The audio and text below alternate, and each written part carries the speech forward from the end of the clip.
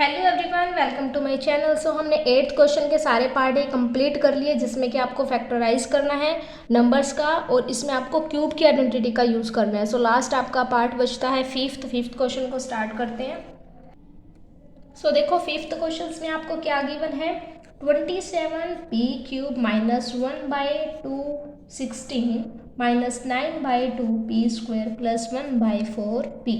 ठीक है, जैसे कि देखो इसमें आपको साफ दिख रहा है, क्योंकि क्यूब है तो आप क्यूब की आइडेंटिटी का यूज़ करोगे और उसका क्या फॉर्मूला होता है आपका, x + y का क्यूब = x का क्यूब प्लस y का क्यूब प्लस में 3x² प्लस में 3xy का स्क्वायर। ये आपका फॉर्मूला होता है, ठीक है, क्यूब की आइडेंटिटी का। अब आप इसमें क्या करोगे, पहले आप फाइंड आउट करोगे, क्योंकि आपको ये टर्म गिवन है ना, कंप्लीट ये टर्म गिवन है, आपको किस फॉर्म में उसको आंसर देना है, इस फॉर्म में आंसर देना है। ठीक है, एक्स और वाई और उसका होल ब्रैकेट एंड क्यूब, इस फॉर्म में आपका आंसर होना चाहिए। तो इसके लिए हम क्या करेंगे, खाली एक्स वाई नहीं लिख सकते ना, इसकी वैल्यूज ही लिखनी पड़ेगी। सो एक्स की वैल्यूज आपकी क्या रहेगी, जो आपके पी के फॉर्म में है, क्योंकि 3p आएगी, क्योंकि साथ में क्या है आपका p है और क्यूब नहीं लिखना, आपने क्या लिखना है, खाली 3p। ठीक है, ऐसे ही आप y की वैल्यू फाइंड आउट करो। देखो y की वैल्यू क्या रहेगी, यहाँ पे क्या है 216 है, तो ये एक ऐसा नंबर जिसका अगर हम क्यूब करें तो क्या आ जाए, वो आपका 216 आ जाए।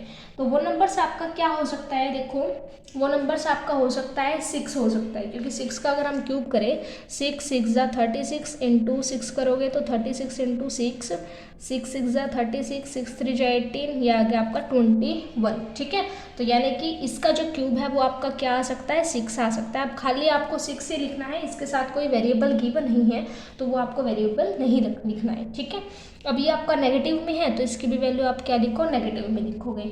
अब क्या बन गया, आपकी x की वैल्यू मिल गई, y की वैल्यू मिल गई। इसको आप इस फॉर्म में कैसे लिख सकते हो, 3p - 6 का क्यूब। ठीक है, उसको भी आगे लिखना चाहते हो तो लिख सकते हो 3p - 6 3p - 6 एंड 3p - का 6। ठीक है, ये क्वेश्चन आपका इतना ही है, इतना ही आपको सोल्व करना है, क्योंकि आपको ये टर्म तो गिवन ही है, उसको क्या है इस फॉर्म में आपको लिखना है। बाकी अगर आपको क्रॉस चेक करना हो, देखना हो कि ये आपका ठीक है नहीं है, वैल्यूज़ आपने अच्छे से पुट की है नहीं की है, तो सिंपल क्या करो, जो x एंड y की वैल्यूज़ है उसको इस फॉर्मूले में पुट करके देखो, वापस आपके ये टर्म ही आनी चाहिए। ठीक है, देखो 3p का क्यूब प्लस y का क्यूब है यानी कि 6 का क्यूब प्लस में 3x का स्क्वायर है, देन 3p का स्क्वायर, y की वैल्यू है, देन माइनस का 6 प्लस में 3 इंटू एक्स की वैल्यू है 3p, y की वैल्यू है -6 का स्क्वायर। ठीक है, अगर आप इन सबको सोल्व करते हो तो आपकी जो टर्म आएगी वो क्या आएगी, यहाँ से आपको मिलेगा 27p का क्यूब, यहाँ से मिलेगा आपको 6 का क्यूब है तो उसको आप खोलोगे तो 216 आएगा। ठीक है, लेकिन आपका ये नहीं आना चाहिए, आपका आना चाहिए 1 की फॉर्म में, यानी कि 1/216 आपका आना चाहिए। तो यानी कि y की जो वैल्यू है वो आपको क्या लेनी चाहिए थी, -1/6 लेनी चाहिए थी। ठीक है, मिल गई ना यहाँ से आपको गलती।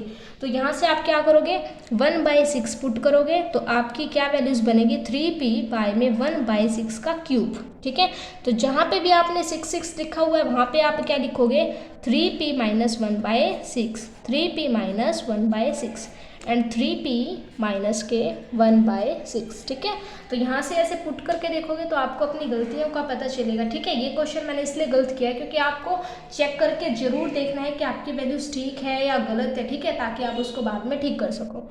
अगर आप आगे भी ऐसे करोगे तो जहाँ पे भी 6 लिखा हुआ है उसको आप -1/6 पुट करना, यहाँ पे भी आप -1/6 पुट करना, देन आपकी जो टर्म है वो आप इससे मैच हो जाएगी। ठीक है, सो हो चुका है आपका 8th क्वेश्चन। नेक्स्ट वीडियो में हम इसके 9th क्वेश्चन करेंगे। So thank you for everyone.